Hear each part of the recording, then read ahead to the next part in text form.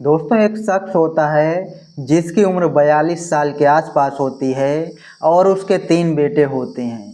पहला बेटा जो है वो 18 साल का होता है और जो 2 और बेटे होते हैं वो अभी नाबालिग होते हैं। अब दोस्तों उसको लगता है कि मेरे बेटे तो जवान हो गए हैं, मेरे बेटे बड़े हो गए हैं, मुझे काम धाम करने की कोई ज़रूरत नहीं है। अब दोस्तों वो करता भी ऐसा ही है, वो काम धाम नहीं करता है और वो जो है शराब पीने का आदी होता है। अब उसको पैसे चाहिए, पैसा कौन कमाएगा, बेटे कमा रहे हैं ना। अब दोस्तों इसी बात को लेकर जो है घर में झगड़ा होता है, अपनी पत्नी से वो लगातार झगड़ा करता है। अब दोस्तों जब मियाँ बीवी का झगड़ा होता है तो बड़ा बेटा जो होता है वो माँ की तरफ से बोलता है, या यूँ कहें कि माँ की तरफदारी करता है। अब दोस्तों जो पिता होता है, जो शराबी होता है, उसको लगता है कि हमारा बेटा जो है माँ की तरफदारी ज़्यादा करता है।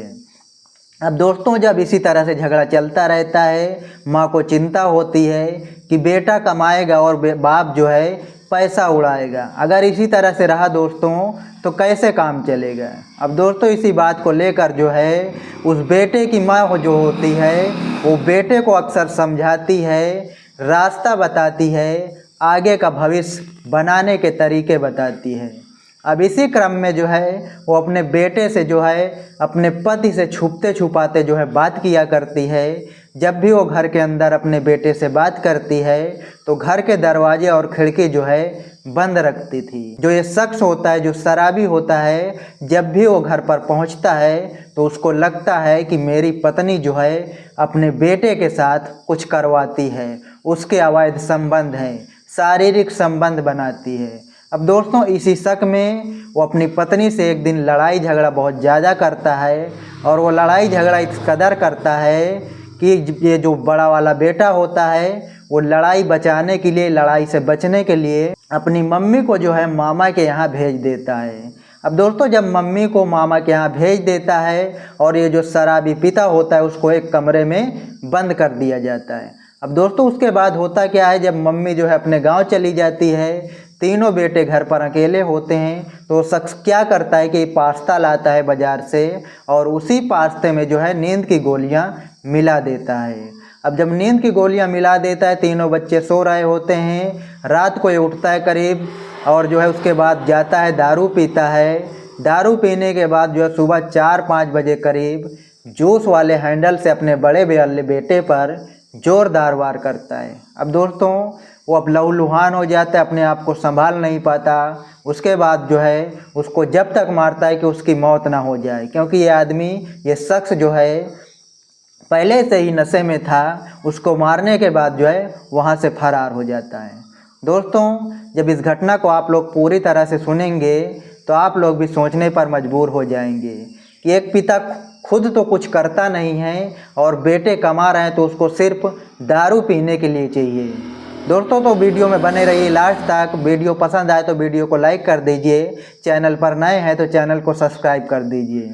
चलिए दोस्तों शुरू करते हैं। आज की हमारी जो सच्ची घटना है वो प्रयागराज जिले के करेली थाना क्षेत्र के चाट वाली गली का है। दोस्तों 42 साल का पप्पू जायसवाल अपने 3 बेटे और अपनी पत्नी रंजना के साथ करेली थाना क्षेत्र के चाट वाली गली में किराए के मकान पर रहता है। दोस्तों वहीं पर रहकर जो है इनका बड़ा बेटा जो प्रियांशु होता है, जिसकी उम्र 18 साल होती है, वो जो है सब्जी का ठेला लगाता है और जो है साथ में जूस का दुकान लगाता है।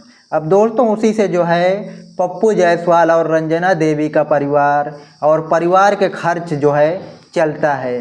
अब दोस्तों जो पप्पू जायसवाल होता है ये जो है शराब का आदी होता है। दोस्तों पप्पू जायसवाल जो है मूल रूप से नैनी का रहने वाला होता है। प्रयागराज में अपनी रोजी रोटी के लिए किराए के मकान में रहते हैं। अब दोस्तों पप्पू जायसवाल को यही लगता है कि मेरे बेटे कमाने लायक के हो गए हैं तो मुझे कमाने की क्या ज़रूरत। अब दोस्तों पप्पू जायसवाल काम धाम तो करता नहीं है, उसके बाद जो है इसको दारू पीने को चाहिए और जो है अपनी पत्नी यानी रंजना देवी से अक्सर विवाद करता रहता है। दोस्तों जब भी अपनी पत्नी से झगड़ा करता है तो इसका जो बड़ा बेटा होता है, इसका नाम प्रियांशु होता है, दोस्तों वो अक्सर जो है अपनी माँ की तरफ से बोलता था। अपने बाप के खिलाफ बोलता था। अब दोस्तों पप्पू जायसवाल को यही लगता है कि मेरा बेटा जो है मेरे खिलाफ बोलता है और मेरी पत्नी के जो है सपोर्ट करता है। अब दोस्तों इसी बात को लेकर झगड़े होते रहते हैं। दोस्तों पप्पू जायसवाल जो है अपने छोटे बेटे से अक्सर यही बोलता था कि माँ जो है अपने बेटे के साथ कुछ कराती है। अब दोस्तों जब छोटा बेटा ये सारी बातें जो है अपनी माँ रंजना देवी को बताता है। दोस्तों 27 अप्रैल को जो है पप्पू जायसवाल अपनी पत्नी रंजना देवी से बहुत ज़्यादा झगड़ा करता है। जब दोनों का झगड़ा होता है दोस्तों तो प्रियांशु जो होता है वो माँ की तरफ से बोलता है, अपनी माँ को समझाने की कोशिश करता है और बाप को जो है डराने धमकाने की कोशिश करता है। दोस्तों ये बात जो है उस पप्पू जायसवाल को अच्छी नहीं लगती और उसको बहुत बुरा लगता है। दोस्तों दोनों में झगड़ा होता है तो दोनों लोग क्या करते हैं कि माँ बेटे मिलकर जो है पप्पू जायसवाल को एक कमरे में बंद कर देते हैं। अब दोस्तों पप्पू जायसवाल को जब कमरे में बंद कर देते हैं तो उनका जो बड़ा बेटा होता है जो प्रियांशु होता है वो माँ से यही कहता है कि माँ तुम कुछ दिन के लिए जो है अपनी गांव चले जाओ। अब दोस्तों होता भी यही है कि पप्पू जायसवाल को रूम में बंद करने के बाद जो है इनकी माँ अपने मायके मीरापुर चली जाती है। अब दोस्तों इनकी माँ जब मीरापुर चली जाती है शाम के वक्त करीब 8-9 बजे जो है पप्पू जायसवाल को इनके बेटे जो है बाहर निकालते हैं। जब पप्पू जायसवाल रूम से बाहर आता है तो अपनी बच्चों से पूछता है कि माँ कहाँ है। अब दोस्तों जब बच्चे बताते हैं कि माँ जो है अपनी नाना के यहाँ चली गई हैं। अब जब पप्पू जायसवाल इतना सुनता है तो उसको बहुत ज़्यादा गुस्सा आ जाता है। वो जो यही सोचता है कि मेरे बड़े बेटे ने जो है अपनी माँ को भगा दिया। लेकिन दोस्तों बड़ा बेटा तो यही सोचता था कि माँ अगर कुछ दिन के लिए दूर हो जाए तो झगड़ा जो है शांत हो जाएगा। लेकिन झगड़ा शांत होने के बजाय जो है पप्पू जायसवाल के मन में बहुत ज़्यादा गुस्सा आ जाता है। अब दोस्तों पप्पू जायसवाल क्या करता है, रात को पप्पू जायसवाल जो है जाता है शराब पीता है। दोस्तों पप्पू जायसवाल बाज़ार में जाता है और वहाँ से पास्ता खरीद कर लाता है। दोस्तों पप्पू जायसवाल उसी पास्ते में जो है नींद की गोलियाँ मिला देता है। अब उस पास्ते को लाने के बाद जो है अपने दोनों बेटे यानी अंशु और आर्यन को जो है खिला देता है। अब दोस्तों वो लोग शाम को खाना खाने के बाद पास्ता खाने के बाद जो है छत पर सोने चले जाते हैं। बड़ा बेटा जो है सब्जी का ठेला लगाकर रात को आता है, वो भी अपना छत पर जो है सोने चला जाता है। अब दोस्तों पप्पू जायसवाल क्या करता है कि वो अपने बड़े बेटे को जाता है जगाने की कोशिश करता है, कहता है कि मुझे तुमसे कुछ बात करनी है।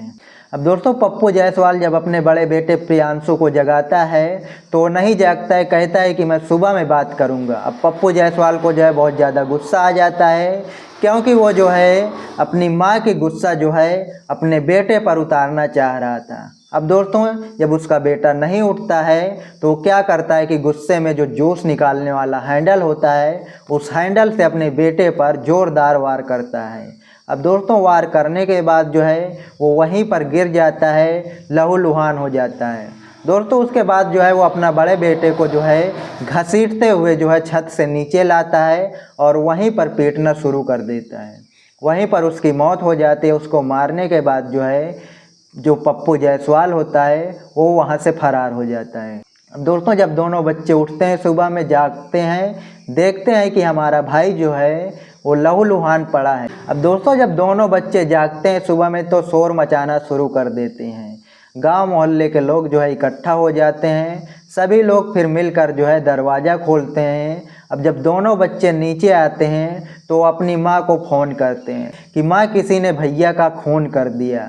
अब दोस्तों रंजना देवी जो है अपने मायके वालों को लेकर घर पर पहुंचती है। दोस्तों जब रंजना देवी घर पर पहुंचती है तो वहां पर देखती है कि उनके बड़े बेटे का जो है कत्ल हो गया है।